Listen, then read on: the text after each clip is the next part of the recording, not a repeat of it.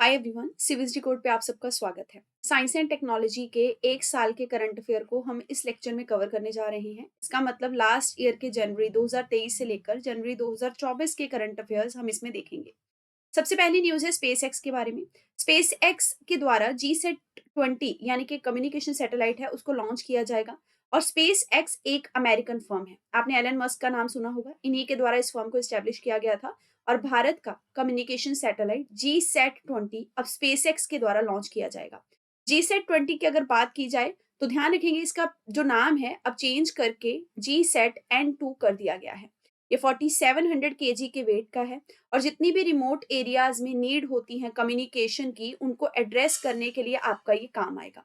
और ये KA band spectrum में ऑपरेट करेगा। अलग अलग फ्रिक्वेंसी के स्पेक्ट्रम होते हैं। अब ये KA बैंड स्पेक्ट्रम जो है इसका मतलब 27 गीगाहर्ट्ज से लेकर 40 गीगाहर्ट्ज तक की रेडियो फ्रिक्वेंसीज जो हैं उनको यूज करते हुए कम्युनिकेशन जो है उसको सक्सेसफुल बनाया जाएगा।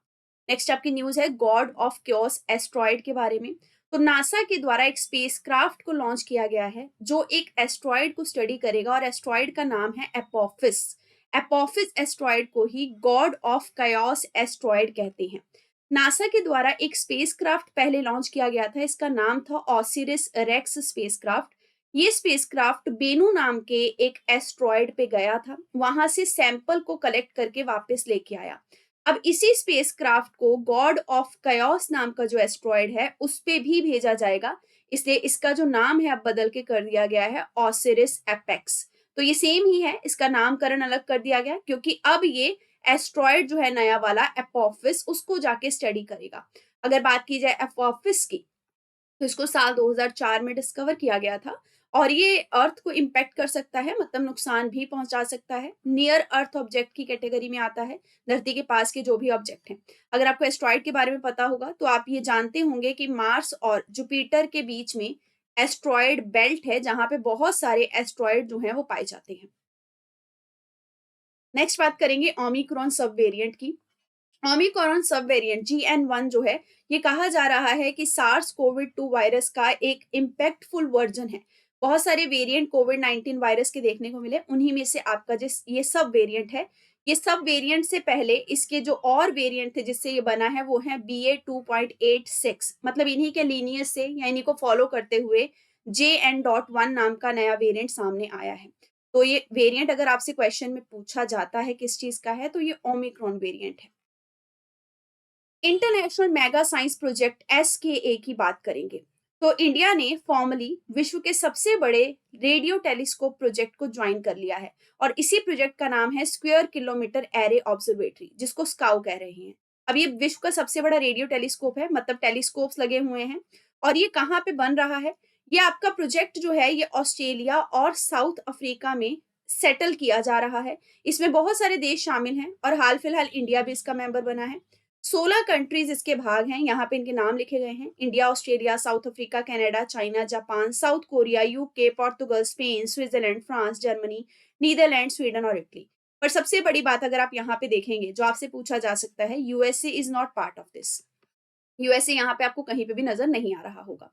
अगर स्क्वायर किलोमीटर एरे ऑब्जर्वेटरी की बात की जाए तो ये विश्व का सबसे बड़ा रेडियो टेलीस्कोप है जिसको 2021 में इंस्टॉल करने का काम स्टार्ट किया गया था। यहाँ पे एक एंटीना नहीं लगेगा रेडियो का, बहुत सारे मैंने जैसे आपको बोला एंटीनास लगेंगे और ये टेलीस्कोप का काम करेंगे। टेलीस्कोप से आप दूर की चीजें देख सकते हैं, विच मीन इससे हम स्पेस को स्टडी कर सकते हैं एक तरीके से। और ये पावरफुल रेडियो टेलीस्कोप जो है वो रहेगा। ये कंप्लीट टेलीस्कोप का जो प्रोसेस है वो कहा जा रहा है 2029 तक डन हो जाएगा और उसके बाद ये ऑपरेट करना शुरू कर दिया जाएगा। तो हम क्या करेंगे, धरती पे इस टेलीस्कोप को सेटल करेंगे और इससे स्पेस को स्टडी कर सकते हैं। तो यूनिवर्स को डिटेल में समझने में ये हमारी मदद कर सकता है। इंडिया का अगर रोल देखा जाए तो इंडिया ने इस प्रोजेक्ट में जो कंट्रीब्यूशन किया है वो एक न्यूरल नेटवर्क देने का वो कॉम्प्लीमेंट किया है। मतलब इंडिया ने सॉफ्टवेयर जो है जो टेलीस्कोप को पावर प्रोवाइड करता है वो सॉफ्टवेयर इसमें दिया है। इंडिया के पास खुद का भी एक giant metre wave radio telescope है जो कि महाराष्ट्र में पुणे में इस्टेब्लिश किया गया है। तो जिस भी पर्टिकुलर एजेंसी ने इस इंडिया के पुणे वाले टेलीस्कोप को पावर प्रोवाइड करी है, सॉफ्टवेयर दिया है, वही एजेंसी अब इंडिया की तरफ से इस इंटरनेशनल लेवल के रेडियो टेलीस्कोप को पावर प्रोवाइड करेगी। और ध्यान रखेंगे ये जो आपका giant metre wave radio telescope है, इसको पावर दी गई है Tata Institute of Fundamental Research के द्वारा। डब्ल्यूएचओ के द्वारा एक न्यूज है कि डब्ल्यूएचओ ने हाल फिलहाल दूसरी मलेरिया की वैक्सीन जो है उसको प्री क्वालिफाई समझ लिया है। अभी तक डब्ल्यूएचओ के पास एक ही ऐसी वैक्सीन थी जो कि मलेरिया वैक्सीन बनने के लिए प्री क्वालिफाई की गई थी। अब एक दूसरी वैक्सीन है जिसको प्री क्वालिफाई कर दिया गया है। तो इस वैक्सीन का नाम है R21 matrix M malaria vaccine भी इसको कह सकते हैं। इसको ऑक्सफोर्ड यूनिवर्सिटी ने serum institute of India Pune के साथ मिलकर मैन्युफैक्चर किया है। और ध्यान रखेंगे R21 वैक्सीन जो है ये दूसरी मलेरिया वैक्सीन है। इससे पहले आपकी RTSS और AS01 नाम की वैक्सीन है जिसने कि मलेरिया के लिए वैक्सीन होने का दर्जा हासिल किया था और ये 2022 में किया था। प्री क्वालिफिकेशन का मतलब यही होता है कि ये वैक्सीन आने वाले टाइम में बच्चों में जो मलेरिया फैलता है उसको रोक सकती है और ये वैक्सीन यूज की जा सकती है बच्चों के लिए ताकि मलेरिया उनको ना हो। 2022 में मलेरिया के केसेस पूरे विश्व में बढ़े हैं। डब्ल्यूएचओ की अगर वैक्सीन ये सक्सेसफुल होती है तो ग्लोबल लेवल पे हम मलेरिया के खिलाफ जब अपनी इम्यूनिटी है उसको बिल्डअप कर सकते हैं। नेक्स्ट आपकी जो न्यूज है वो नोमा के बारे में है। नोमा एक निग्लेक्टेड ट्रॉपिकल डिजीज है। डब्ल्यूएचओ ने ही इसको हाल फिलहाल निग्लेक्टेड ट्रॉपिकल डिजीज डिक्लेयर किया है। ट्रॉपिकल नाम का एक एरिया होता है आपका। दरअसल ट्रॉपिक्स का area equator, Tropic of Cancer और ट्रॉपिक ऑफ कैप्रिकॉन के बीच में होता है। सो यहीं पे जो डिजीज होती है और जिनके ऊपर केयर नहीं किया जाता इन्हीं को कहते हैं neglected tropical disease. So WHO ने नोमा नाम की बीमारी को डिक्लेयर कर दिया है ये डिजीज। तो नोमा है क्या? नोमा एक्चुअल में एक गैंग्रेनियस डिजीज है जिसमें मुंह और चेहरे पे आपके माल नरिशमेंट या फिर कह लीजिए कुपोषण की वजह से बच्चों में 2 से 6 साल की उम्र में बहुत सारे डिफेक्ट आने शुरू हो जाते हैं, जिसकी वजह से उनके जो गम्स होते हैं, जबड़े वगैरह होते हैं, वो सूजने लग जाते हैं।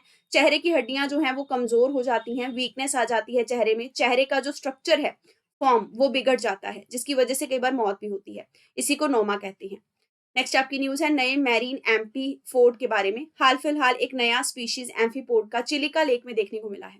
चिलिका लेक जो है वो इंडिया की सबसे बड़ी ब्रैकिश वाटर लेक है। स्पीशीज का नाम रखा गया है डेमोक्रेस्टिया एलेंसिसिस और ये चिलिका लेक में पाया जा रहा है। अगली न्यूज गूगल के बारे में है जिन्होंने हाल फिलहाल प्रोजेक्ट जेमिनी जो है इसको अनवील किया है। ये जो प्रोजेक्ट है ये सबसे बड़ा लैंग्वेज मॉडल प्रोजेक्ट है इसका गूगल का। और इसमें अगर आप कोई भी लैंग्वेज जैसे पाइथन है, जावा है, ये सारी लैंग्वेजेस की जो प्रोग्रामिंग होती है, कोडिंग होती है, ये प्रोजेक्ट इसको बहुत आसानी से चुटकियों में कर सकता है। और आप इसको कोई भी इन्फॉर्मेशन दीजिए, चाहे वीडियो, ऑडियो, टेक्स्ट, ये उस इन्फॉर्मेशन को इंटरप्रेट कर सकता है और उसका क्या मतलब है वो आपको समझा सकता है आसान भाषा में। तो ऑब्वियसली हम इसको कह सकते हैं कि एक आर्टिफिशियल इंटेलिजेंस का डिवाइस है जो स्मार्ट तरीके से वर्क करता है। और ये चैट जीपीटी से ज्यादा एडवांस है क्योंकि चैट जीपीटी किसी वीडियो पे काम नहीं कर सकता जबकि ये वो भी कर सकता है। तो एक तरीके से आर्टिफिशियल इंटेलिजेंस के फॉर्म में ये एक्सपर्ट हेल्पर या हमारा असिस्टेंट है। नेक्स्ट हम बात करेंगे जेमिनी के बारे में कि कौन कौन सी लैंग्वेजेस को स्टडी करेगा, जैसे पाइथन हो गया, जावा, C++ और गो को। जेमिनी अल्ट्रा एक पहला मॉडल है जो ह्यूमन को ये चीज का पोटेंशियल प्रोवाइड करता है कि कैसे मल्टीटास्किंग की जा सकती है। बहुत सारे सब्जेक्ट्स को चुटकियों में पढ़ाना, उनके बारे में डाटा को कलेक्ट करना, ये सब में ये असिस्ट कर सकता है। इंडिया का पहला पॉम डिजीज का पेशेंट हाल फिलहाल गुजर गया है। नाम है निधि शिरोल। ये पॉम डिजीज के बारे में अगर बात की जाए तो ये एक ग्लाइकोजन स्टोरेज डिजीज टाइप 2 के नाम से भी जानी जाती है जो कि रेयर बीमारियों में आती है। इसके लिए एक एनजीओ भी चला है जो कि इसके बारे में अवेयरनेस क्रिएट करता है। इसमें होता यह है कि एक जेनेटिक डिसऑर्डर हो जाता है बॉडी में, जिसकी वजह से बॉडी में एक एंजाइम जिसका नाम है एसिड अल्फा ग्लूकोडाइज ये बनना बंद हो जाता है।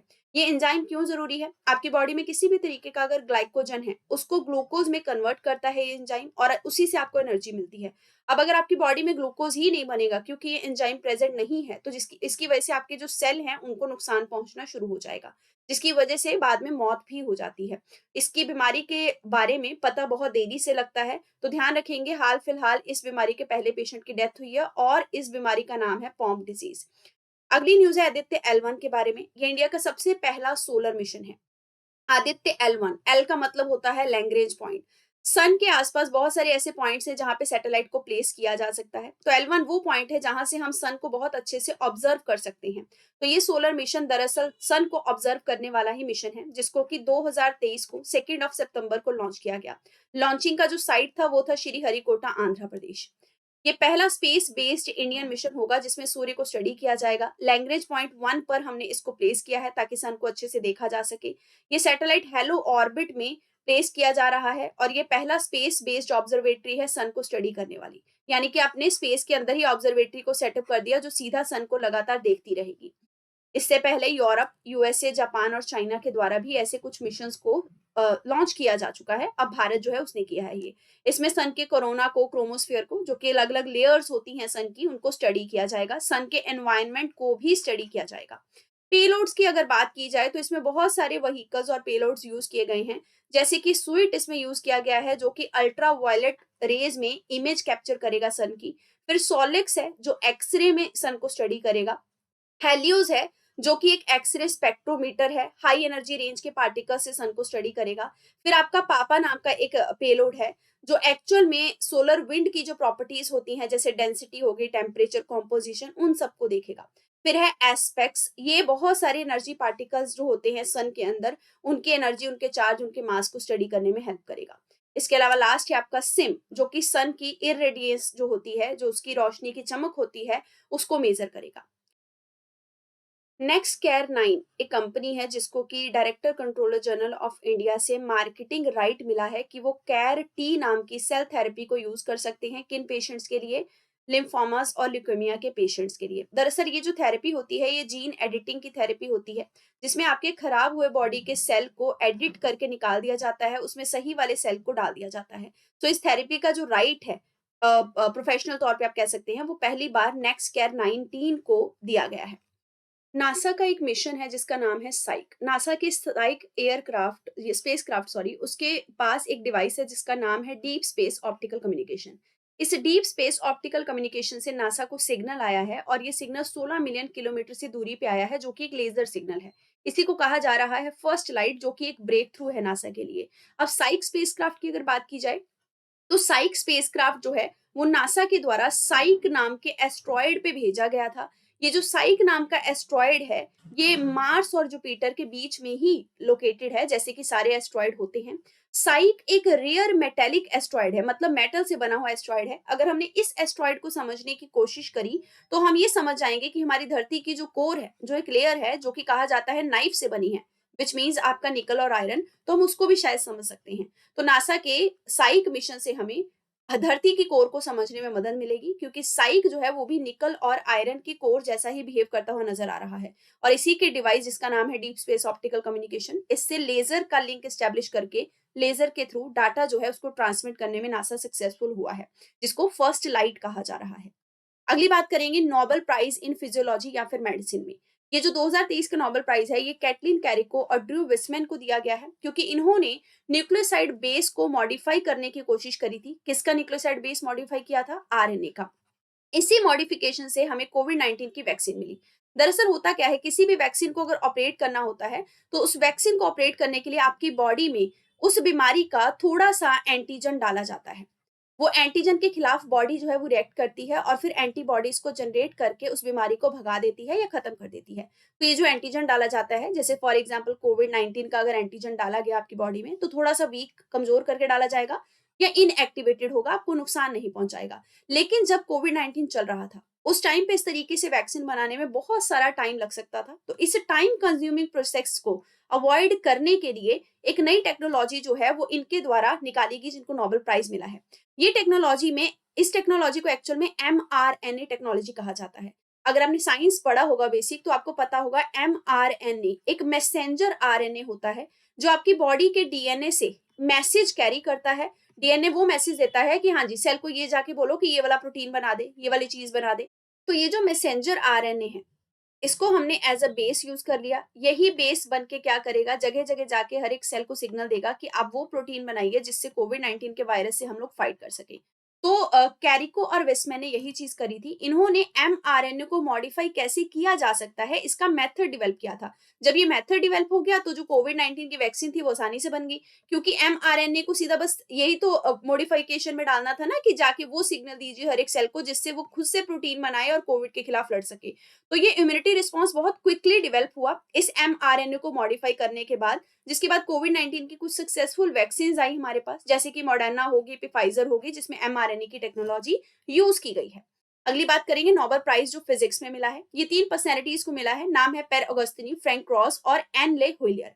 इनको ये इसलिए दिया गया है क्योंकि इन्होंने पल्स ऑफ लाइट जो होती है, लाइट की पल्स आप जानते हैं, इसको आप कितनी बारीकी तक ऑब्जर्व कर सकते हैं या जनरेट कर सकते हैं, इन्होंने उस मेथड को डेवलप किया, जिसको कहते हैं एटो सेकेंड पल्स ऑफ लाइट। आपने कभी भी सेब देखा होगा, अगर आप उस सेब को कभी गोली मारने की कोशिश करते हैं तो उसके चीथड़े उड़ जाते हैं, ऐसा कहते हैं ना, वो पूरा फट जाएगा। लेकिन वो कैसे फटा, उसमें बारीक बारीक से कण कहाँ कहाँ से कैसे कैसे टूटे, हम उसको नहीं देख सकते थे, क्योंकि वो बहुत ही माइन्यूट लेवल का, नीचे के लेवल का प्रोसेस है, सब एटॉमिक से भी नीचे के लेवल का, है ना। अगर हम वो नहीं देख सकते थे तो हम उसको फोटो भी नहीं खींच सकते, उसका कैप्चर भी नहीं कर सकते। लेकिन अब एटो सेकेंड पल्स ऑफ लाइट से क्या हुआ, इतनी छोटी लेवल की पल्स ऑफ लाइट आ चुकी है कि आप ऐसे कुछ प्रोसेस को ऑब्जर्व भी कर सकते हैं और उनका फोटो जो है वो भी कैप्चर कर सकते हैं। यही डिस्कवरी जो है वो इनके द्वारा की गई है। पैरागस्नी बेसिकली फ्रांस से हैं और ये प्रोफेसर हैं यूएसए में। फ्रैंक क्रॉस जो है ये हंगरी से हैं, लेकिन ये प्रोफेसर हैं जर्मनी के अंदर। इन द सेम मैनर अगर आप देखेंगे तो एनले हुलियर फ्रांस से हैं, लेकिन प्रोफेसर हैं स्वीडन के अंदर। सो इलेक्ट्रॉन डायनामिक के प्रोसेस पे इन्होंने काम किया और एटोसेकेंड पल्स ऑफ लाइट को डिस्कवर किया। इन्होंने ये देखा कि इलेक्ट्रॉन्स जो होते हैं उनमें एटम्स, मॉलिक्यूल, सॉलिड मटेरियल, ये सब कैसे वर्क करते हैं, कितनी बारीकी तक उनको हमें स्टडी करना होता है और कैसे किया जा सकता है ये। क्योंकि हमें ये पता है कि बहुत छोटे लेवल पे जब हम चलते हैं, सब एटॉमिक से भी नीचे वाले लेवल पे, तो इलेक्ट्रॉन्स जो होते हैं वो बहुत तेजी से मूव करते हैं, उनमें प्रोसेस जो भी चलता है वो बहुत फास्ट चलता है, जिसको कैप्चर नहीं किया जा सकता। तो इन्होंने इसी इम्पॉसिबल चीज को पॉसिबल करके दिखाया है। और हम शॉर्ट पल्सेस को भी अब क्या कर सकते हैं, कैप्चर कर सकते हैं, इंटरनल प्रोसेसेस को अच्छे से स्टडी कर सकते हैं। इसका बेनिफिट हमें ऑब्वियसली यूनिवर्स की स्टडी में भी मिलेगा, जहां पे बहुत सारे ऐसे पार्टिकल्स, ऐसे मैटर्स हैं जिनको अभी तक हम कैप्चर नहीं कर पाए हैं, पर अब एटो सेकेंड पल्स ऑफ लाइट से ये डिस्कवरी हो सकती है। नोबेल प्राइज केमिस्ट्री की अगर बात की जाए तो ये क्वांटम डॉट्स की डिस्कवरी के लिए दिया गया है। ये डिस्कवरी मोंगे जे बोएंडी, लुइस ई ब्रूज और एलेक्सी के द्वारा की गई है। अगर बात की जाए जी बोएंडी की, ये फ्रांस से हैं, यूएसए में काम करते हैं। लुइस ई ब्रोस की बात की जाए तो यूएसए से ही हैं, यूएसए में ही प्रोफेसर हैं। एलेक्सी याकीमोव रशिया से हैं, यूएसए में ये साइंटिस्ट हैं। क्वांटम डॉट्स की अगर बात की जाए तो ये बहुत छोटे छोटे पार्टिकल्स होते हैं, मतलब नैनोमीटर्स के लेवल पे समझ लीजिए। इनका स्मॉल साइज होने की वजह से इनमें कुछ लाइट के ऑप्टिकल कैरेक्टरिस्टिक्स आ जाते हैं। तो जैसे जैसे आप इनका साइज वेरी करते रहते हैं, नैनो मीटर के बाद अगर आप इनमें और कुछ चेंजेस करते हैं इनके साइज से, जैसे जैसे आप खिलवाड़ करते जाएंगे, वैसे वैसे ये अपने ऑप्टिकल कैरेक्टरिस्टिक्स जो होते हैं उनको बदलते जाएंगे। मतलब लाइट एमिट करने की इनकी जो प्रॉपर्टी है वो चेंज होती रहेगी। इनकी ये प्रॉपर्टी जो है इनके साइज पे डिपेंड करती है, जितना बड़ा साइज उस हिसाब से ऑप्टिकल प्रॉपर्टी। सो यही चीज इन्होंने स्टडी करी है। इनका कॉन्ट्रीब्यूशन क्या था, एलेक्सी याकीमोव ने ये स्टडी किया कि कॉपर क्लोराइड के जो नैनो पार्टिकल्स होते हैं वो किस तरीके से अपना ऑप्टिकल प्रॉपर्टी जो है वो बदलते हैं जब उनके साइज को बदला जाता है। इसी तरीके का एक्सपेरिमेंट लुइस ब्रूस ने किया कैडमियम सल्फाइड के नैनो पार्टिकल्स के ऊपर। मोंगी बेवेंडी जो है, इन्होंने नैनो पार्टिकल्स के यूनिक कैरेक्टरिस्टिक्स को किस तरीके से स्टडी किया जा सकता है उसके मेथड को सिंप्लीफाई करने में मदद करी। बात अगर नोबेल प्राइज की करें तो एल्फ्रेड नोबेल के द्वारा 1895 में इनको एस्टेब्लिश किया गया था। उनका खुद का बहुत सारा इंटरेस्ट था इस तरीके की डिस्कवरीज में। इनको डायनामाइट के इन्वेंशन के लिए जाना भी जाता है। इनके पास 355 पेटेंट भी थे। सबसे पहली बार ये जो अवार्ड है 1901 में दिए गए, उसके बाद हर साल ये दिए जाते हैं। ये कैटेगरीज जो है अलग अलग हैं जिनमें अवार्ड दिए जाते हैं। सो एल्फ्रेड नोबेल के द्वारा फिजिक्स, केमिस्ट्री, फिजियोलॉजी या मेडिसिन कह लीजिए, लिटरेचर और पीस, इन कैटेगरीज में अवार्ड्स को अनाउंस किया गया। लेकिन उसके बाद स्वेरिजिस रिक्सबैंक, जो कि स्वीडन का सेंट्रल बैंक है, इन्होंने 1968 में ये कहा कि इकोनॉमिक साइंस में भी हमें नोबेल प्राइज देना चाहिए। तो एल्फ्रेड नोबेल के अंडर नहीं दिया गया ये इकोनॉमिक्स वाला प्राइज, लेकिन स्वीडन के सेंट्रल बैंक ने ये डिसीजन लिया था। अगर इंडिया में बात की जाए तो इंडिया में नोबेल प्राइज अभी तक 12 इंडियंस को मिल चुका है, जिसमें 5 आपके इंडियन सिटीजन हैं और 7 इंडियन एंसेस्ट्री हैं या रेजिडेंट है, मतलब विदेशों में रहते हैं, रेजिडेंट कह सकते हैं हम उनको। रविंद्रनाथ टैगोर पहले ऐसे इंडियन सिटीजन थे जिनको ये अवार्ड मिला, और ये पहले एशियन भी थे जिन्होंने 1913 में ये अवार्ड लिया। चाइना की बात की जाए तो चाइना ने अभी तक अपना यंगेस्ट क्रू जो है वो स्पेस में भेजा है। जल्दी ही इंडिया भी गगनयान मिशन के तहत स्पेस में हमारे लोगों को भेजेगा। तो चाइना का ये जो मिशन था ये लॉन्च किया गया शेंजोउ 17 नाम के स्पेसक्राफ्ट से। चाइना का ऐसा कौन सा स्पेस स्टेशन है, ये होगा त्यांगोंग स्पेस स्टेशन। जैसे हमारा गगनयान है वैसे इनका त्यांगोंग स्पेस स्टेशन है, जिसमें की क्रू के मेंबर्स रहेंगे। इनके इस व्हीकल को, शेंजोउ 17 नाम के स्पेसक्राफ्ट को, डिवाइन वेसल भी कहा जा रहा है। त्यांगोंग स्पेस स्टेशन जो है ये 2022 में कंप्लीट हो गया था। इसमें 3 एस्ट्रोनॉट के रहने की जगह बनाई गई है और 15 साल के लिए ये मिशन जो है ये स्पेस में रहेगा। अगली बात करते हैं गगनयान की। इंडिया भी स्पेस में जल्द ही अपने लोगों को उतारने वाला है। इसका एक टेस्ट कह सकते हैं इंडिया ने किया, और ये टेस्ट किया TVD-1 मिशन के नाम से। तो इसरो का टीवी-D1 टेस्ट फ्लाइट जो था, ये गगनयान के मिशन के लॉन्च से पहले किया जाने वाला एक टेस्ट था। टीवी-D1 का फुल फॉर्म है टेस्ट व्हीकल डेवलपमेंट फ्लाइट 1 और ये पहली डेवलपमेंट फ्लाइट है गगनयान प्रोग्राम की। इसको लॉन्च किया गया सतीश धवन स्पेस सेंटर श्रीहरिकोटा, आंध्र प्रदेश से। मिशन के ऑब्जेक्टिव यही है कि किस तरीके से ह्यूमंस को स्पेस में भेजा जाएगा गगनयान के तहत, उसका टेस्ट करना, क्रू किस तरीके से स्पेस में रहेगा, उसका एस्केप सिस्टम क्या होगा, ये सब टीवी-D1 की फ्लाइट ने टेस्ट किया। विक्रम वन रॉकेट की अगर बात की जाए तो इंडियन स्पेस एक कंपनी है जिसका नाम है स्काई रूट एरोस्पेस। इनके द्वारा विक्रम वन नाम का प्राइवेट सेक्टर में रॉकेट जो है वो डेवलप किया गया है। नाम रखा गया है विक्रम साराभाई जी के नाम पे, जो कि father of Indian space programme भी जाने जाते हैं। लो अर्थ ऑर्बिट में विक्रम वन का रॉकेट जो है ये ऑपरेट करेगा। इसको हैदराबाद बेस्ड स्काई रूट नाम की कंपनी ने या स्टार्टअप ने बनाया है। ध्यान रखेंगे, इससे पहले भी नवंबर 2022 में विक्रम एस नाम का रॉकेट जो है ये प्राइवेट सेक्टर में डेवलप किया जा चुका है, जो कि पहली प्राइवेट फर्म बनी थी जिन्होंने कंट्री को प्राइवेट सेक्टर में रॉकेट बनाने की सक्सेस जो थी वो दिखाई थी। विक्रम वन में सॉलिड फ्यूल जो है उसको यूज किया जा सकता है और अपर स्टेजेस में लिक्विड फ्यूल भी यूज किया जा सकता है। नेक्स्ट बात करते हैं ग्रीन रोबोटिक्स की। ग्रीन रोबोटिक्स के द्वारा ऑटोनॉमस एंटी ड्रोन सिस्टम जो है वो अनवील किया गया। एंटी ड्रोन सिस्टम मतलब अगर किसी फॉरेन के कंट्री ने हमला किया भारत पे ड्रोन्स के थ्रू, तो उसको ये ड्रोन सिस्टम क्या करेगा, हवा में ही खत्म कर देगा। इंद्रजाल इसका नाम रखा गया है। हैदराबाद बेस्ड ये कंपनी है, नाम है ग्रीन रोबोटिक्स, जिन्होंने ये बनाया है। इंद्रजाल की अगर और बात की जाए तो इसमें 12 ऐसी लेयर्स बनाई गई हैं जो कि आर्टिफिशियल इंटेलिजेंस टेक्नोलॉजी की मदद से हवा में जो भी ड्रोन्स हैं जो हमला करने के लिए आ रहे हैं उनको डिटेक्ट कर सकती हैं और क्विकली उन पे एक्शन ले सकती हैं। इंद्रजाल जो है ये हर तरीके के ड्रोन से प्रोटेक्ट करेगा इंडिया को।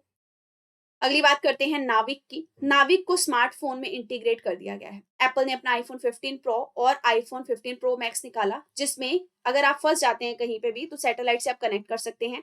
तो इंडिया में अगर आपको कहीं कनेक्ट होना हो सैटेलाइट से तो नाविक जो है हमारा, उससे कनेक्ट किया जा सकता है। मतलब नाविक नाम के सैटेलाइट को अब हमने इंडिया के अंदर आईफोन में इंटीग्रेट कर दिया है और इंडिया का ये खुद का जीपीएस सिस्टम है, आप ये कह सकते हैं। वैसे पूरा GPS global positioning system USA का है ना, इंडिया का जो है रीजनल लेवल पे उसको नाविक कह रहे हैं। नाविक को इसरो ने डेवलप किया था और ये ओरिजिन इसका हुआ था 2006 में नाविक का, और इसको 2018 में स्पेस में उतार दिया गया। ऑब्जेक्टिव यही था कि 7 इस तरीके के सैटेलाइट स्पेस के अंदर रहेंगे हमारे, जो कि ग्लोबल पोजीशनिंग सिस्टम की तरह, जैसे यूएसए का जीपीएस है उसी तरह से हमें इंडिया के अलग अलग लोकेशंस के साथ आसानी से कनेक्ट करने में मदद करेंगे। सो ये एक Indian regional navigation satellite system है जो कि इंडिपेंडेंट है और ये इसरो के द्वारा डेवलप किया गया है। दरअसल पहले इसमें 7 सैटेलाइट जो है उनको यूज करना था, जिनको ऑपरेट करना था ग्राउंड से। सॉरी, इसमें 7 सैटेलाइट हैं जिनको ऑपरेट किया जा रहा है, लेकिन पहले ये कहा जा रहा था कि 8 सैटेलाइट होंगे, जिसमें एक अभी भी ऑपरेट नहीं किया जा रहा। एक्टिव आपके इसमें 7 सैटेलाइट ही हैं। ये टोटल 1500 किलोमीटर तक का एरिया जो है वो कवर करता है। सैटेलाइट जो है 3 इसमें जियो स्टेशनरी हैं ऑर्बिट के अंदर और 4 आपके जियो सिंक्रोनस ऑर्बिट हैं। इसके लिए आपको एक सेपरेट वीडियो मिल जाएगा कि इनमें डिफरेंस क्या होता है। अगर बात की जाए तो नाविक को हम अपने हार्डवेयर, अपने स्मार्टफोन्स में भी इंडिया में अलग अलग जगह पे इंटीग्रेट करेंगे साल 2025 तक, और आईफोन 15 के अंदर ये इंटीग्रेट हो चुका है। अगली बात करते हैं शांति स्वरूप भटनागर प्राइज के बारे में। Council of scientific industrial research के द्वारा ये दिए जाते हैं। 2022 के लिए इनको डिस्ट्रीब्यूट किया गया है। विनर्स जो है इनका अनाउंसमेंट डॉक्टर एन कैलसिल्वी के द्वारा किया गया, जो कि सीएसआईआर के डायरेक्टर जनरल भी हैं। सो ये प्रेस्टिजियस अवार्ड 12 साइंटिस्ट को दिया गया, 7 डिसिप्लिन में प्रोवाइड किया गया। तो यहाँ पे आप लिस्ट जो है वो देख सकते हैं, चाहे तो इसका स्क्रीनशॉट ले सकते हैं। वैसे इतना फैक्चुअल याद नहीं रहता है, लेकिन स्टिल अगर आप करना चाहें चॉइस इज योर, ठीक है। राष्ट्रीय विज्ञान पुरस्कार की बात करते हैं। गवर्नमेंट ऑफ इंडिया के द्वारा नए नेशनल अवार्ड अनाउंस किए गए हैं, जिनको कि साइंस एंड टेक्नोलॉजी के फील्ड में दिया जाएगा, जिनका नाम रखा जाएगा राष्ट्रीय विज्ञान पुरस्कार। सो ये एक्चुअल में साइंस के फील्ड में अगर आप बहुत अच्छा, बहुत एक्सेप्शनल काम करते हैं उसके लिए दिया जाने वाला पुरस्कार रहेगा, जो 4 कैटेगरी में दिया जाएगा। जैसे पद्म भूषण, पद्मश्री ये सब हैं, वैसे ही इसमें 4 कैटेगरी होंगी। पहला होगा विज्ञान रत्न, अगर आपने बहुत लाइफ टाइम कॉन्ट्रीब्यूशन किया साइंस में। विज्ञान श्री होगा अगर आपने थोड़ा सा डिस्टिंग्विश कॉन्ट्रीब्यूशन किया। विज्ञान युवा शांति स्वरूप भटनागर होगा 45 साल तक के साइंटिस्ट के लिए जिन्होंने यंग होते हुए बहुत अच्छा कंट्रीब्यूशन किया साइंस में। विज्ञान टीम अवार्ड दिया जाएगा 1 से ज्यादा साइंटिस्ट को, जिनमें कि 3 या 3 से ज्यादा साइंटिस्ट की टीम ने काम किया साइंस के फील्ड में। 13 डोमेन्स में ये आपके पुरस्कार जो हैं वो दिए जाएँगे। जैसे शांति स्वरूप भटनागर 12 साइंटिस्ट को दिए गए, ऐसे ये 13 डोमेन में हैं और शांति स्वरूप भटनागर जो थे, ये आपके 7 डिसिप्लिन में दिए गए थे। यहाँ से आप डिफरेंस क्रिएट कर सकते हैं। तो यहाँ आप देख सकते हैं नॉमिनेशन जो है इसके लिए वो हर साल 14 जनवरी को इनवाइट किए जाएँगे, 28 फरवरी तक आप नॉमिनेशन भेज सकते हैं। 28 फरवरी को ही हम नेशनल साइंस डे ना यानी कि राष्ट्रीय विज्ञान दिवस भी मनाते हैं। ये अवार्ड जो है इनको 11 मई को अनाउंस किया जाएगा। फिर डिस्ट्रीब्यूशन की डेट होगी आपकी 23 अगस्त। 11 मई को हम मनाते हैं नेशनल टेक्नोलॉजी डे। 23 अगस्त को हम मनाते हैं नेशनल स्पेस डे। आपने चंद्रयान 3 के बारे में सुना होगा। सो 23 अगस्त का डेट उन्हीं के मिशन के डेट के हिसाब से रखा गया है। ये जो अवार्ड हैं इनमें एक सनद होगा और एक मेडल होगा। अगली बात करते हैं अग्निबाण रॉकेट की। अग्निकुल कॉस्मोस ये चेन्नई का एक कंपनी है। इनके द्वारा 3D प्रिंटेड रॉकेट निकाला गया और रॉकेट का नाम रखा गया अग्निबाण।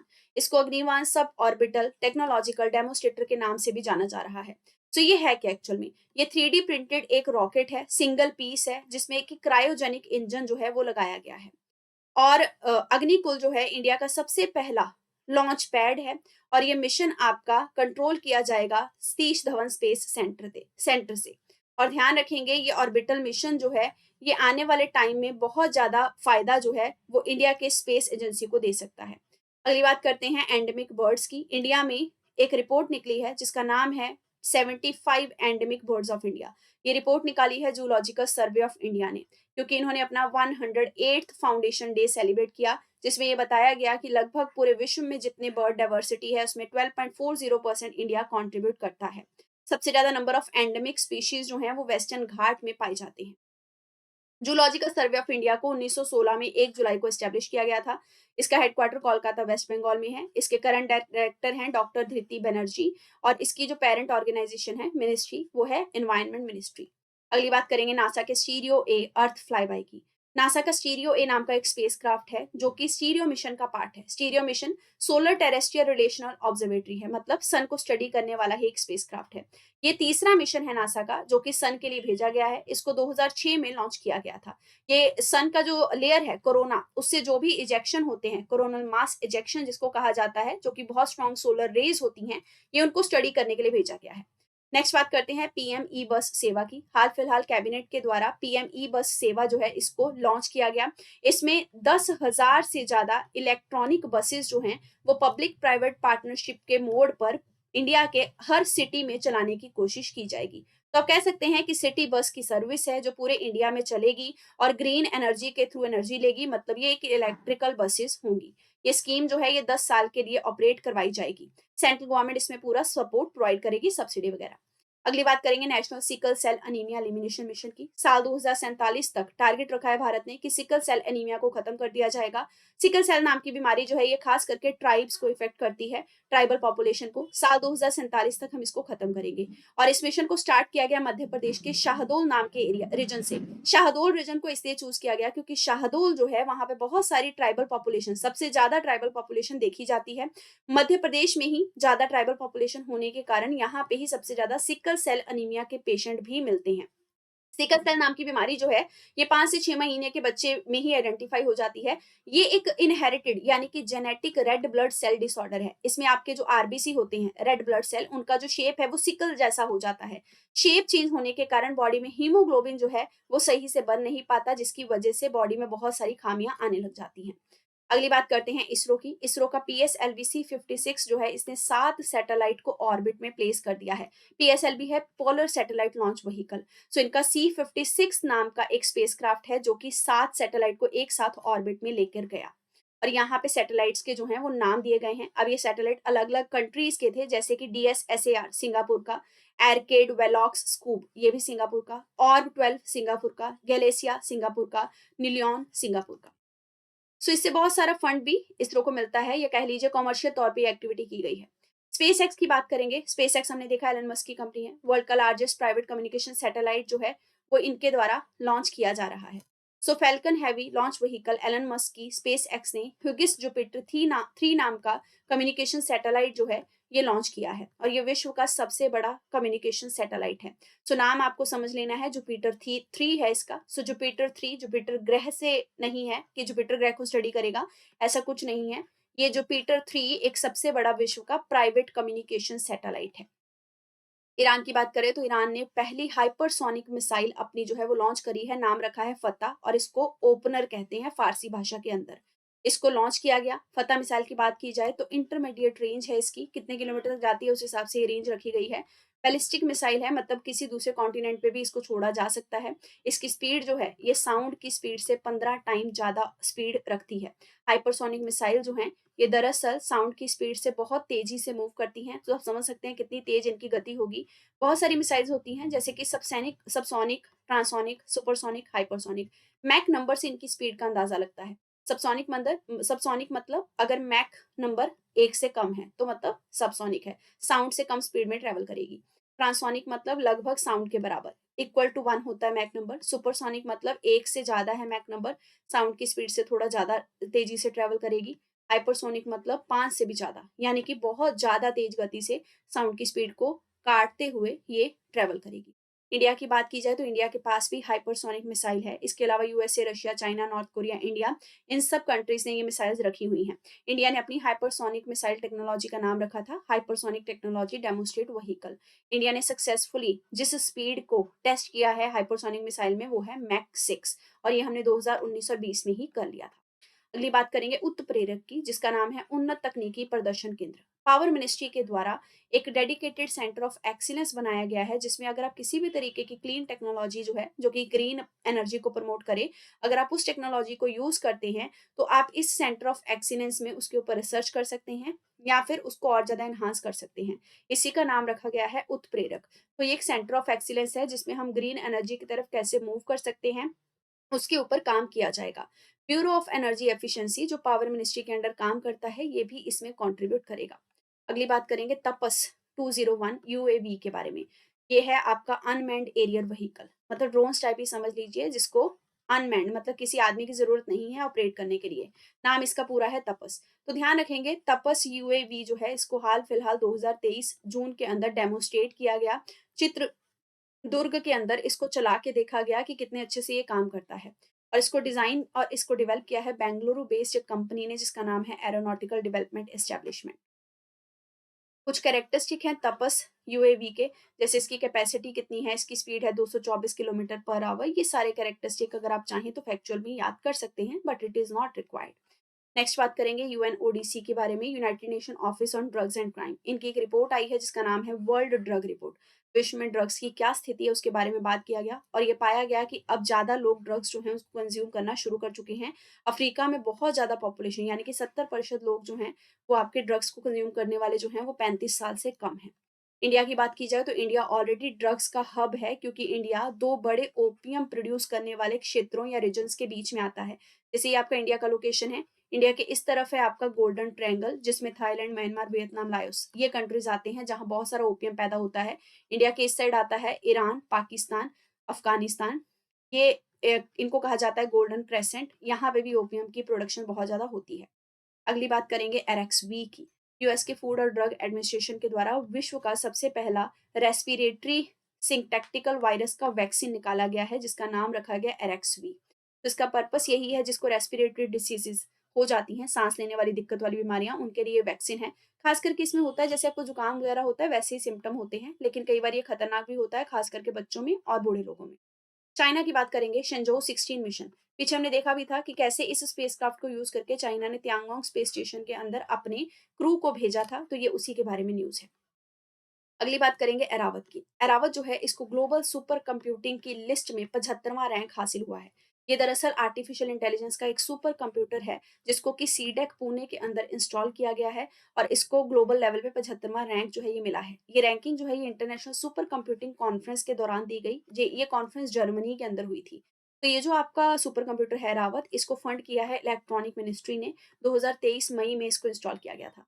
सुपर कंप्यूटर का मतलब यही होता है कि बहुत सारे सर्वर एक साथ लगे हुए हैं, बहुत सारी इंफॉर्मेशन को क्विकली और एफिशिएंटली ये प्रोसेस कर सकता है।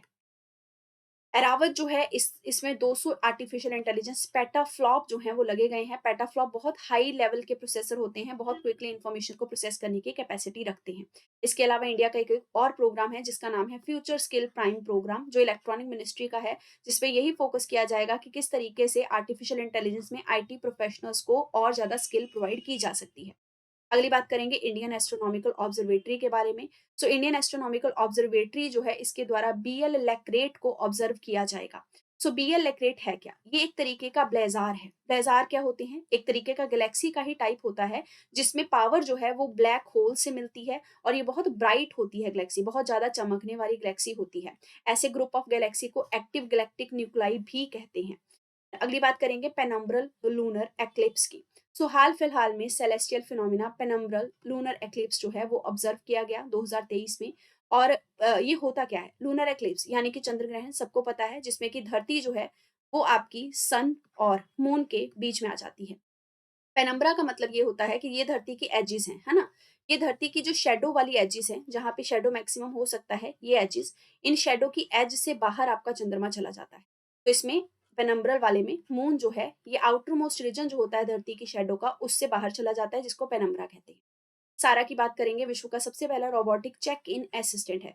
मतलब आप अब दुबई जाइए, वहाँ के एमिरेट एयरलाइंस के अंदर जब जाएंगे तो चेक इन असिस्टेंट आपको सारा मिलेगा, जो रॉबोट है, जो आपके फेस को रिकॉग्नाइज करेगा, बोर्डिंग पास जो है उनको प्रिंट करके आपको प्रोवाइड करेगा। बहुत करेंगे थ्री पेरेंट्स बेबी की माइटोकॉन्ड्रियल डोनेशन ट्रीटमेंट के नाम से इसको जाना जाता है। हाल फिलहाल यूके के अंदर 3 लोगों के द्वारा या 3 लोगों के द्वारा आप कह सकते हैं आईवीएफ की प्रोसीजर के थ्रू एक बच्चा पैदा किया गया है। तो इसको कहते हैं माइटोकॉन्ड्रिया। अगर किसी मदर के अंदर इन्फेक्टेड है तो डोनेशन के थ्रू उसका ट्रीटमेंट करना, ताकि बच्चे में वो माइटोकॉन्ड्रियल का जो डिजीज है वो ना आ पाए।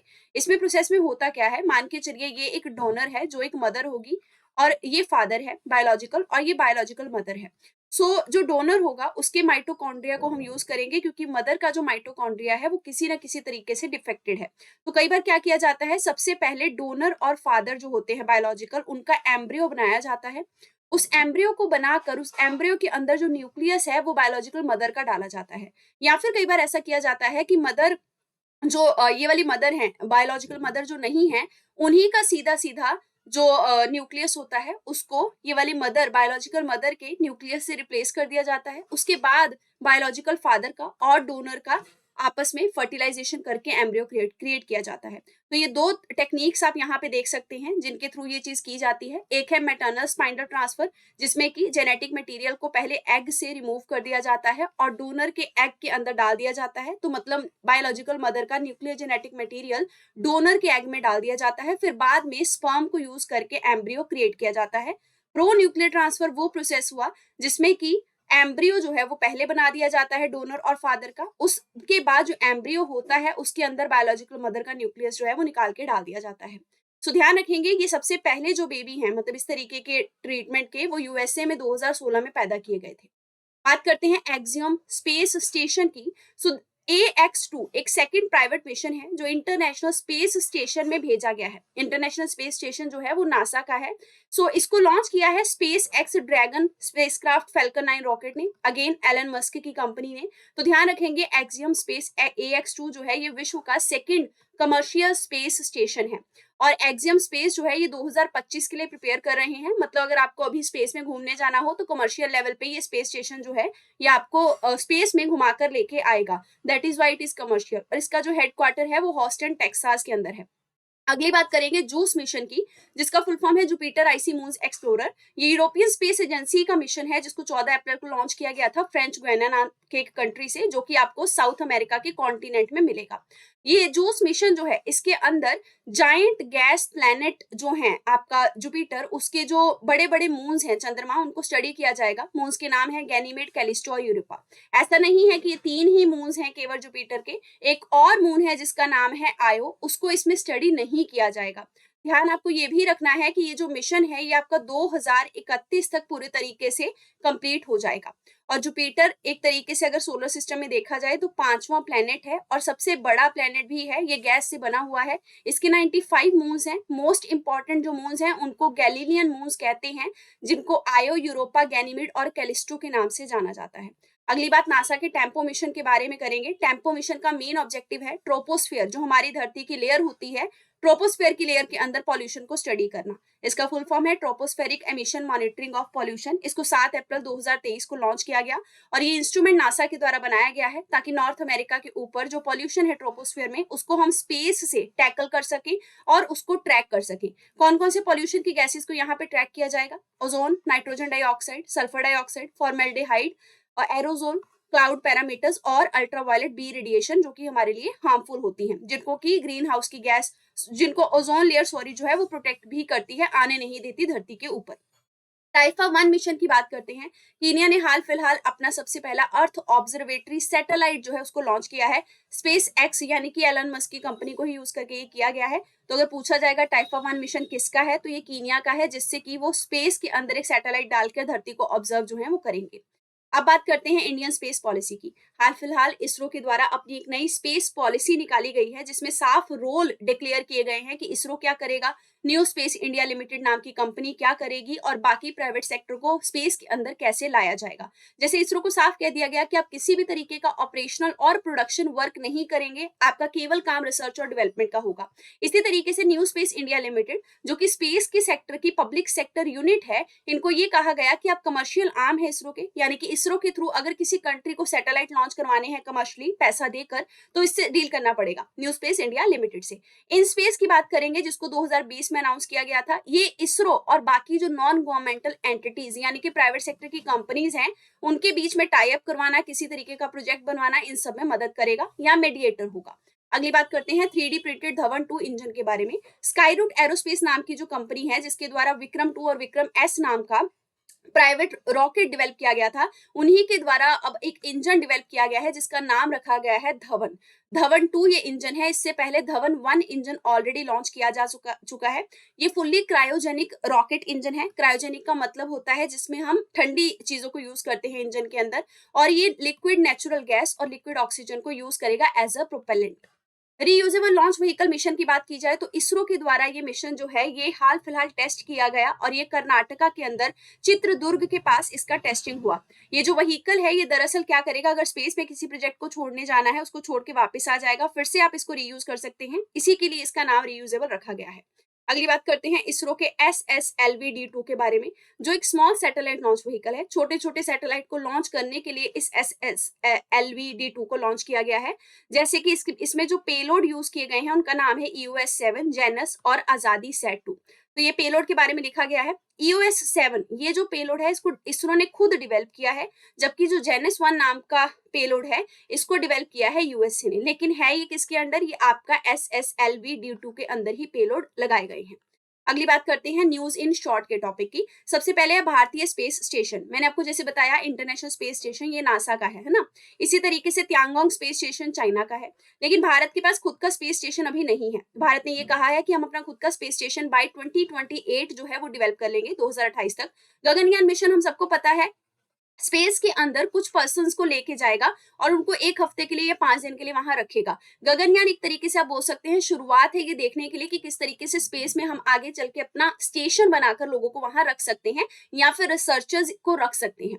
अगली बात करेंगे रेयर रेड ऑरा की। रेयर रेड ऑरा नाम का फिनोमिना लद्दाख के अंदर देखा गया। ऑरोरा नाम का जो फिनोमिना है, ऑरोरा ऑस्ट्रेलिस और ऑरोरा बोरेलिस, ये 2 फिनोमिना आपने ज्योग्राफी में पढ़े होंगे। दरअसल हमारी धरती के अंदर मैग्नेट है, कोर के अंदर, कोर का जो लेयर है उसके अंदर मैग्नेट पाया जाता है, तो जियोमैग्नेटिक फील्ड होता है धरती का। इसी तरीके से सन की जो पावरफुल रेज आती हैं, जब भी वो कभी इस जियोमैग्नेटिक फील्ड के साथ टकराती हैं तो कुछ लाइट और हाई इंटेंसिटी के पार्टिकल को प्रोड्यूस करती हैं। यही लाइट जब आपको आसमान में कई बार दिखती है जब आप ऊंचाई पे होते हैं, इसी को ऑरोरा कहते हैं। अगर ये नॉर्थ में होता है तो ये ऑस्ट्रेलिस और बोरेलिस के नाम से जाना जाता है, नॉर्थ साउथ के हिसाब से। तो लद्दाख के अंदर हेनले और मेरक नाम की जो ऑब्जर्वेटरी है वहां पे ये ऑरोरा का फिनोमिना देखा गया। हेनले ऑब्जर्वेटरी को हम लोग इंडियन एस्ट्रोनॉमिकल ऑब्जर्वेटरी के नाम से भी जानते हैं। ये लद्दाख के हेनले नाम के गांव में 2001 में एस्टेब्लिश की गई थी। अगली बात करेंगे फॉलिंग वॉल्स प्राइज की। हाल फिलहाल में अब्दुल्ले डायबिटी को फॉलिंग वॉल्स प्राइज दिया गया है। ये साइंस और इनोवेशन के लिए इनको प्रोवाइड किया गया है, क्योंकि इन्होंने एक टेक्निक निकाली है जिससे हम मलेरिया जो मॉस्किटो कॉज करता है, एनोफिलिस मॉस्किटो, उस मॉस्किटो को कैसे वाइप आउट कर सकते हैं, खत्म कर सकते हैं, उसके जीन्स को बदलकर। ये टेक्निक का इन्होंने इन्वेंशन किया है। अगली बात करेंगे यूके की। यूके ने हाल फिलहाल बताया कि पहला ह्यूमन केस जो है वो स्वाइन फ्लू का वहां देखने को मिला है। स्वाइन फ्लू बेसिकली स्वाइन्स को ही होता है, ह्यूमंस के अंदर इसका आइडेंटिफिकेशन नहीं हो पाया था, लेकिन पहला केस ऐसा वहां देखने को मिला है। तो मतलब किसी ह्यूमन के अंदर H1N2 का वायरस देखा गया है। इसके अलावा स्वाइन फ्लू जो है ये H1N1 फ्लू के नाम से भी जाना जाता है। ये इन्फ्लुएंजा ए नाम का वायरस है, एक वायरल इन्फेक्शन है जो हवा से फैलता है। यूरिया गोल्ड फर्टिलाइजर की बात करेंगे। ये एक नई वैरायटी है यूरिया की, जिसको राष्ट्रीय केमिकल एंड फर्टिलाइजर लिमिटेड ने राजस्थान के अंदर लॉन्च किया। दरअसल यूरिया गोल्ड है क्या? इसमें यूरिया जो होगा, जो नाइट्रोजन से रिच होता है, उस पर सल्फर का कोटिंग किया होगा। अब सल्फर क्या करता है? देखिए, सल्फर जो है वो सॉइल को एसिडिक बनाता है, सॉइल की एसिडिटी को इंक्रीज करता है। इसी तरीके से अगर आप लाइम के बारे में पढ़ेंगे ज्योग्राफी में, तो लाइम जो है ये सॉइल के एल्कलाइन नेचर को इंक्रीज करता है या उसमें इनरिचमेंट करता है। तो यूरिया गोल्ड जो है ये सल्फर के साथ कोटिंग में आपको मिलेगा। सेंट्रलाइज्ड लेबोरेटरी नेटवर्क की बात करते हैं। जून 2023 में नॉर्वे के अंदर एक कोलिशन है जिसका नाम है Coalition for Epidemic Preparedness Innovation. इन्होंने अपने रोल्स को एक्सपैंड किया है। एक्सपैंड करने के लिए इन्होंने इनका जो एक नेटवर्क था सेंट्रलाइज्ड लेबोरेटरी नेटवर्क का, जिसमें कि अलग अलग वैक्सीन को टेस्ट किया जाता है, इस नेटवर्क की मेंबरशिप को बढ़ा दिया है। अब इसमें अफ्रीका और इंडिया जो है उनको भी मेंबर बना दिया गया है। तो अब कभी वैक्सीन वगैरह टेस्ट करनी होगी जो कि इस नेटवर्क के थ्रू की जाती है अलग अलग कंट्रीज में, उसमें इंडिया भी अपना कॉन्ट्रीब्यूशन दे सकता है। क्वाजी मून की बात करेंगे। क्वाजी मून मतलब ये मून नहीं है लेकिन मून जैसा है। तो है क्या एक्चुअल में? ये एक एस्ट्रॉइड है जो कि मार्स और जुपिटर के बीच में होते हैं एस्ट्रॉइड। ये वही है। इसका नाम 2023 FW13 भी रखा गया है। इसको क्वाजी सैटेलाइट भी कहा जाता है। दरअसल जिस तरीके से धरती के बिल्कुल चारों ओर मून जो है वो घूमता है, उसी तरीके से सेम उसी रोटेशन के अंदर, उसी ऑर्बिट में आपका ये जो एस्ट्रॉइड है ये भी धरती के बिल्कुल चक्कर लगाता हुआ नजर आ रहा है। आप कह सकते हैं टाइम उसी तरीके का टाइम फॉलो करता है जैसे मून फॉलो करता है। तो इसलिए इसको क्वाजी मून कह रहे हैं, जबकि ये आपको मिलेगा कहाँ? मार्स और जुपिटर के बीच में। LVM M3 की बात करते हैं। ये दरअसल वन वेब इंडिया 2 मिशन के नाम से भी जाना जाता है। वन वेब इंडिया नाम की एक कंपनी है जिसके साथ टाई अप किया है इंडिया ने इस मिशन के लिए। इसके कुछ व्हीकल्स को हम लोगों ने श्रीहरिकोटा से क्या किया? टेक ऑफ करवाया। तो ये कॉन्स्टेलेशन है जिसके तहत बहुत छोटे छोटे सैटेलाइट्स को लगभग 12 रिंग्स बनाकर 49 सैटेलाइट्स को लोअर अर्थ ऑर्बिट में प्लेस किया जाएगा ताकि धरती को ऑब्जर्व किया जा सके। ये 1200 किलोमीटर से ऊपर धरती की ऊंचाई पे रखा जाएगा। नासा के जेम्स वेब टेलीस्कोप की अगर बात की जाए तो हाल फिलहाल इन्होंने वाटर फाइंड आउट किया है। किसके ऊपर? कॉमेट के ऊपर। एक कॉमेट का नाम है रीड। इस कॉमेट के ऊपर इन्होंने पाया है कि पानी जो है वो अवेलेबल है। जेम्स वेब स्पेस टेलीस्कोप जो है ये स्पेस को ऑब्जर्व करता है। नियर इंफ्रारेड रेज के अंदर भी ये स्पेस को स्टडी करने में मदद करेगा। इससे पहले जो था नासा का टेलीस्कोप, उसका नाम था हबल स्पेस। तो आप बोल सकते हैं ये उसका ही एंसेस्टर है ना, उसको आगे लेके जा रहा है। नोरो वायरस की बात करेंगे। केरला के अंदर ये वायरस जो है ये आइडेंटिफाई किया गया स्टूडेंट्स में। दरअसल इसको विंटर वॉमिटिंग डिजीज भी कहते हैं। इसमें बहुत तेज वॉमिटिंग और डायरिया जैसी कंडीशन आती है। अगली बात करते हैं एम्टेरिजो की। ये एक हाई एनर्जी का पार्टिकल है जो कि धरती के ऊपर गिरता हुआ नजर आया है, जो कि एक रेयर इंसिडेंट है और इसका नाम एमेरेटू रखा गया क्योंकि जापानीज गॉडेस का नाम ये होता है। दरअसल पार्टिकल एक्सेलरेटर, ये आपको इसका एक कोलाइडर देखने को मिलेगा जिनेवा के अंदर, जिसका नाम है लार्ज हैड्रॉन कोलाइडर, जिसमें बहुत तेज पार्टिकल्स को स्टडी किया जाता है, आपस में टकराया जाता है। जितनी तेजी से वहां पार्टिकल्स मूव करते हैं उससे कहीं ज्यादा तेज एनर्जी का पार्टिकल स्पेस से एमेट्रेजो नाम का आइडेंटिफाई किया गया है। लार्ज हैड्रॉन कोलाइडर जो है ये जिनेवा के अंदर है, ये आपको ध्यान रखना है। पार्टिकल्स को हम इसलिए समझ रहे हैं ताकि हम यूनिवर्स के अंदर जो डार्क मैटर, डार्क एनर्जी है उसको समझ सकें। यूक्लिड मिशन की बात करेंगे। यूरोपियन स्पेस एजेंसी का ये मिशन है। ये डार्क मैटर को यूनिवर्स में स्टडी करने के लिए लॉन्च किया गया है और इसको L2 लैग्रेंज पॉइंट 2 पे प्लेस किया जाएगा। जैसे मैंने आपको बताया था बहुत सारे पॉइंट्स होते हैं स्पेस के अंदर जहां सैटेलाइट को अलग अलग तरीके से अलग अलग कामों के लिए इस्टेब्लिश किया जाता है, ये कह सकते हैं रखा जाता है। सो स्पेस एक्स की लॉन्च साइट से ही इसको लॉन्च किया गया। इसरो की बात करेंगे आगे। Space on wheel exhibition ISRO के द्वारा लगाया गया। नाम से क्लियर है कि एग्जीबिशन है, जिसको आप देख सकते हैं। इसमें दरअसल एक बस के ऊपर एग्जीबिशन किया गया है भारत की स्पेस की अचीवमेंट का। इसरो ने विंजना भारती नाम के ऑर्गेनाइजेशन के साथ मिलकर अरुणाचल प्रदेश में ये एग्जीबिशन लगाया, ताकि अलग अलग बच्चों को ये बताया जा सके कि स्पेस में इंडिया ने किस तरीके का प्रोग्रेस हासिल किया है। नोकिया की बात करेंगे। नोकिया ने 6G लैब जो है वो बेंगलुरु के अंदर अपनी हाल फिलहाल सेटअप करी है। अभी हम लोग 5G भी काम कर रहे हैं, तो आप समझ सकते हैं लैब आ चुकी है 6G की भी, ताकि रिसर्च एंड डेवलपमेंट इसमें अच्छा हो सके। जियो स्पेस फाइबर की अगर बात की जाए, तो फर्स्ट गीगाबिट इंटरनेट सर्विस जो है इनके द्वारा प्रोवाइड की जाएगी। फाइबर एयरटेल की भी होती है, बहुत सारी कंपनीज की होती है। तो दरअसल ये फाइबर जो है ये इंटरनेट की सर्विस बहुत हाई स्पीड में डिलीवर करेगी रिमोट एरियाज में। रिलायंस इंफॉर्मेशन कम्युनिकेशन लिमिटेड जो है ये इसकी लीडिंग कंपनी है। अगली बात करते हैं एक वैक्सीन की, जिसका नाम है कैलेक्सी कोका वैक्सीन। दरअसल अगर किसी को कोकीन का एडिक्शन है, कोई नशा करता है, तो उसके लिए ये वैक्सीन ब्राजील के साइंटिस्ट ने डेवलप करी है। नेक्स्ट बात करेंगे first green hydrogen fuel cell bus की। तो पहली ग्रीन हाइड्रोजन फ्यूल सेल से चलने वाली बस को दिल्ली में लॉन्च किया गया, और ये union minister of petroleum natural gas के द्वारा लॉन्च किया गया। CSIR प्राइमा ET1 की अगर बात की जाए, तो दरअसल ये एक ट्रैक्टर है। मतलब ये बहुत छोटा सा इलेक्ट्रिक ट्रैक्टर है, जिसको कि central mechanical engineering research institute के द्वारा डेवलप किया गया है। ये इंस्टीट्यूट आपका वेस्ट बंगाल दुर्गापुर के अंदर है। ये CSIR की नाम की जो इंजीनियरिंग रिसर्च इंस्टीट्यूट है, यही बड़े बड़े ट्रैक्टर भी बनाती है। जैसे आपने स्वराज का ट्रैक्टर सुना होगा, सोनालिका का ट्रैक्टर सुना होगा। अगली बात करेंगे इलेक्ट्रिफाइड फ्लेक्स फ्यूल व्हीकल की। पेट्रोलियम मिनिस्ट्री ने हाल फिलहाल में एक पहला प्रोटोटाइप लॉन्च किया है। किस चीज का? विश्व में भारत स्टेज 6 के जो व्हीकल्स बनते हैं, जिसमें BS6 नॉर्म्स को फॉलो अप किया जाएगा, उन्हीं के प्रोटोटाइप का एक वर्जन निकाला है। और ये व्हीकल जो है ये चलेगा आपका फ्लेक्स फ्यूल व्हीकल से। मतलब आप मान सकते हैं कि इसमें जो फ्यूल यूज होगा वो फ्लेक्सिबल होगा।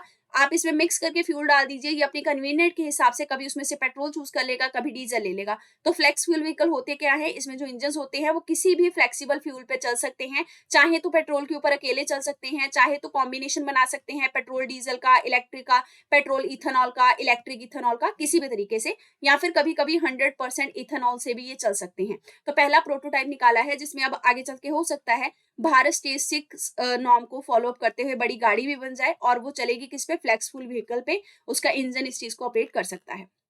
अगली बात करेंगे रेडियो थर्मो इलेक्ट्रिक जनरेटर की। भाभा एटॉमिक रिसर्च सेंटर के द्वारा और इसरो के द्वारा इन पे काम किया जा रहा है। नाम से क्लियर है, ये एक जनरेटर है जो थर्मो इलेक्ट्रिसिटी को प्रोड्यूस करेंगे, लेकिन इसमें रेडियो आइसोटॉप या रेडियो एक्टिव मटेरियल को यूज किया जाएगा एनर्जी के लिए। जैसे कि प्लूटोनियम 238 यूज कर लिया, स्ट्रोंटियम 90 यूज कर लिया।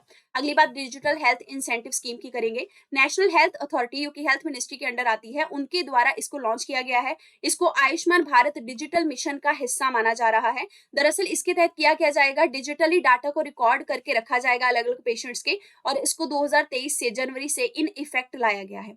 अगली बात पिबॉट की करेंगे, जो कि ह्यूमनाइड रोबोट है, मतलब ह्यूमन जैसा दिखने वाला रोबोट है, और ये एयरक्राफ्ट चला सकता है। प्लेन समझते हैं ना आप?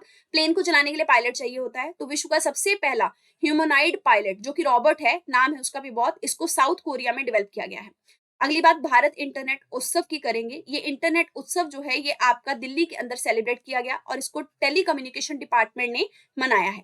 नेक्स्ट बात करते हैं नागालैंड की। नागालैंड के अंदर हाल फिलहाल लंपी स्किन डिजीज जो है वो पाई गई है। लंपी स्किन डिजीज दरअसल कैटल्स के अंदर जो है वो देखने को मिलती है, जिनमें कैटल्स के शरीर पर लाल लाल कलर के दाने हो जाते हैं, और उससे उनकी कभी कभी डेथ भी हो जाती है। ये एक वायरस है।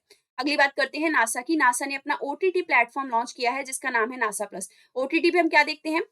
बहुत सारी वेब सीरीज वगैरह। तो नासा प्लस जो है, इसमें नासा के द्वारा जो जो डिस्कवरीज चल रही हैं, जो होने वाली हैं, जो हिस्टोरिकल हैं, वो सब यहाँ पे आपको देखने को मिल सकती हैं। नेक्स्ट बात करेंगे PSLV C55 की, या फिर टेलियोस 2 की। ये एक मिशन है जिसको इसरो ने हाल फिलहाल लॉन्च किया है। ये डेडिकेटेड कमर्शियल मिशन है। मतलब अगर किसी भी दूसरे कंट्री को पैसा देकर इसरो से अपने सैटेलाइट को स्पेस में लॉन्च करवाना है, तो इस PSLV C55 का उसमें यूज किया जाएगा। जीरो शेडो डे की बात करेंगे। इंडियन सिटी ऑफ बेंगलुरु के द्वारा, जो कि 130 डिग्री नॉर्थ लैटिट्यूड पे लोकेटेड है, वहां पर जीरो शेडो डे का फिनोमिना जो है वो देखा गया। दरअसल इस केस में कोई शेडो नहीं बनता है, क्योंकि सन जो होता है वो बिल्कुल आपके ओवरहेड सर के ऊपर होता है, जिससे वर्टिकल ऑब्जेक्ट का शेडो जो है वो डिसअपियर हो जाता है, गायब हो जाता है। अगली बात नेशनल रेबीज कंट्रोल प्रोग्राम की करेंगे। सेंट्रल गवर्नमेंट ने इसको हाल फिलहाल लॉन्च किया है, और ध्यान रखेंगे 2030 तक हम रेबीज को मिटाने की कोशिश करेंगे, एलिमिनेट करेंगे। Global hub for green ship building की बात करते हैं। सो इंडिया खुद को 2030 तक ग्रीन शिप बिल्डिंग का हब बनाएगा। अब इसका मतलब ये नहीं है कि हरे रंग के शिप बनाए जाएंगे, इसका मतलब ये है कि आप लोग ग्रीन फ्यूल जो हैं उनको यूज करेंगे, या मान के चलिए जो भी शिपिंग की जाएगी, शिप्स वगैरह जो चलते हैं उसमें कार्बन डाइऑक्साइड का एमिशन बिल्कुल जीरो कर दिया जाएगा। इसी को ग्रीन शिपिंग का प्रोसेस कहा जाएगा। भारत 6G प्रोजेक्ट की आगे बात करेंगे तो इंडिया 6G के प्रोजेक्ट पे फोकस कर रहा है, जिसको 2 फेज में लॉन्च किया जाएगा। 2023 से 2025 तक पहला फेज और 2025 से 2030 तक आपका सेकेंड फेज। नेक्स्ट बात करेंगे क्रियो 6 मिशन की। ये नासा का मिशन है जिसको स्पेस एक्स की कंपनी के साथ लॉन्च किया गया है इंटरनेशनल स्पेस स्टेशन पे। इस मिशन के तहत कुछ ह्यूमंस को भेजा जाएगा और लाइफ जो है वहां पे एक्सप्लोर की जाएगी। फेग थेरेपी की अगर बात की जाए तो 6th world congress on targeting phage therapy 2023 का सेमिनार जो है वो पेरिस फ्रांस के अंदर कंडक्ट किया गया। दरअसल फेग थेरेपी जो है ये उन लोगों के लिए ट्रीटमेंट होता है जिनको किसी तरीके का एंटीबायोटिक रेजिस्टेंट इन्फेक्शन हो चुका होता है, मतलब एंटीबायोटिक उन पे नेगेटिव असर करने लग जाती है। फेग को हम लोग बैक्टीरियोफेग्स भी कहते हैं, जिसमें बैक्टीरिया जो है वो एंटीबायोटिक के खिलाफ रिएक्ट करके खुद को मजबूत कर लेता है। अगली बात ग्लोबल वैक्सीन रिसर्च कोलैबोरेशन की करेंगे। केमिकल फर्टिलाइजर और हेल्थ मिनिस्ट्री के द्वारा ये कोलैबोरेशन इंटरनेशनल लेवल पे किया जा रहा है और G20 इसमें एक तरीके से कॉम्प्लीमेंट करेगा और ये इवेंट हैदराबाद में हुआ। नेक्स्ट बात करते हैं पेट कोक की। लिथियम आयन नाम की बैटरीज जो कि इलेक्ट्रिकल व्हीकल में यूज की जाएंगी, इसमें अब पेट कोक को रॉ मटेरियल के तौर पर यूज किया जाएगा। दरअसल पेट कोक को हमें इंपोर्ट करना पड़ता है। जब हम बिटुमिन, आपने कोयले के टाइप पढ़े होंगे, एंथ्रासाइड, बिटुमिन, बिटुमिन नाम के कोयले को जब जलाते हैं उसकी जो राख वगैरह बचती है उसी मटेरियल को पेट कोक कहा जाता है। इसको लिथियम आयन बैटरीज में ग्रेफाइट एनोड बनाने के लिए यूज किया जा सकता है और अगर ये होता है तो इलेक्ट्रिकल व्हीकल में एक बूस्ट आएगा। अगली बात करेंगे एलिगेटर गार फिश की। हाल फिलहाल डल लेक के अंदर इनकी जो संख्या है वो बढ़ती चली जा रही है। दरअसल ये नॉर्थ अमेरिका की एलिगेटर गार फिश है जो कि इंडिया के अंदर देखने को मिल रही है, तो इसका मतलब इंडिया का जो लोकल स्पीशीज है फिशेस का उसको ये हार्म कर सकती है। नेक्स्ट बात करते हैं इनकोवैक की। इनकोवैक एक तरीके की इंट्रानेशनल वैक्सीन है, नाक से दी जाने वाली वैक्सीन, और ये कोविड-19 के खिलाफ ही है। उसका एक वेरिएंट है सार्स-कोवी-2, उसके खिलाफ इसको भारत बायोटेक के द्वारा डेवलप किया गया है। भारत बायोटेक हैदराबाद में बेस्ड है और इसको फंडिंग दी है डिपार्टमेंट ऑफ बायोटेक्नोलॉजी ने, जो कि साइंस एंड टेक मिनिस्ट्री के अंडर आती है। नेक्स्ट बात करेंगे first cloned wild Arctic wolf की। हाल फिलहाल में सबसे पहली वाइल्ड आर्कटिक वॉल्फ को क्लोनिंग के प्रोसेस से बनाया गया है। इसका नाम रखा गया है माया। क्लोनिंग का प्रोसेस क्या होता है इसके लिए आपको एक सेपरेट वीडियो जो है वो मिल जाएगा। इसी तरीके से जुड़े रहिए इस चैनल के साथ, पढ़ते रहिए। All the best.